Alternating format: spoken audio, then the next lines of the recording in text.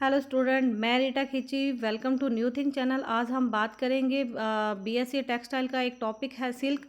Silk जिसे वस्त्रों की रानी कहा जाता है। यह दिखने में जितना खूबसूरत है उसको बनाने का जो प्रोसेस है उतना ही कठिन है, क्योंकि इसके लिए बहुत लाखों करोड़ों की तादाद में कीड़ों को एक साथ मारा जाता है।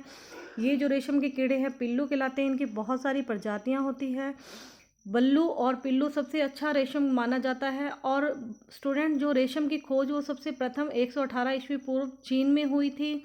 चीन रेशम का क्या है, जन्मदाता माना जाता है। और जो रेशम का फैब्रिक है ना, सबसे पहले 3630 ईस्वी पूर्व चीन में ही देखा गया था। रेशम जो एक प्राकृतिक प्रोटीन से बना रेशा है। रेशम के जो कीड़े हैं ना स्टूडेंट, उसके मुख से दो प्रकार की लार स्रावित होती है, जिसे सीरासिन और फ्यूब्रिन कहते हैं। यह स्टूडेंट जो इसी लार को है ना अपने चारों ओर लपेटता रहता है प्यूपावस्था में। और जो ये स्टेज है ना वो क्या कहलाती है, कोकून। हाँ जी, कोकून अवस्था में ही इन से रेशम को उबाल कर अलग किया जाता है कीड़ों से। और यह जो प्रोसेस है इसके लिए लाखों करोड़ों की संख्या में क्या होता है, कीड़ों को पालना पड़ता है। जो यह कीड़ों को पालने का प्रोसेस है स्टूडेंट, ये क्या कहलाता है, सेरीकल्चर।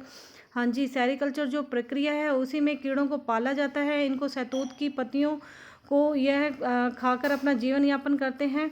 शहतूत की जो पत्तियों के ऊपर यह एक समय में 300 से 400 अंडे देते हैं। यह 400 अंडे देते हैं ना। और इनकी क्या होती है, 4 स्टेज होती है, जो अंडा, लार्वा, प्यूपा और मैच्योर। बट बच्चों क्या होता है, इनको मैच्योर होने से पहले ही प्यूपावस्था में मार दिया जाता है, क्योंकि अगर ये मैच्योर हो गए तो यह उड़ जाते हैं। इसको उड़ने से पहले ही इनको उबाल कर रेशम इनसे अलग कर लिया जाता है।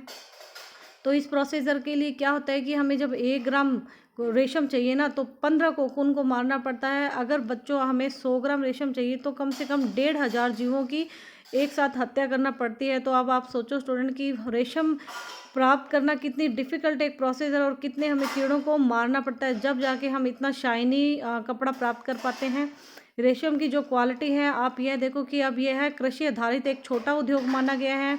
और इसे ग्राम के जो लोग हैं ना वो कम लागत में भी स्टार्ट करने लगे हैं। और यह जो घर की थर्ड पॉइंट, सबसे अच्छी बात यह है कि जो घर की महिलाएं हैं ना, जो कामकाजी महिलाएं हैं, वह अपना व्यवसाय का साधन निकालने लगी हैं, कुटीर उद्योगों में काम करने लगी हैं।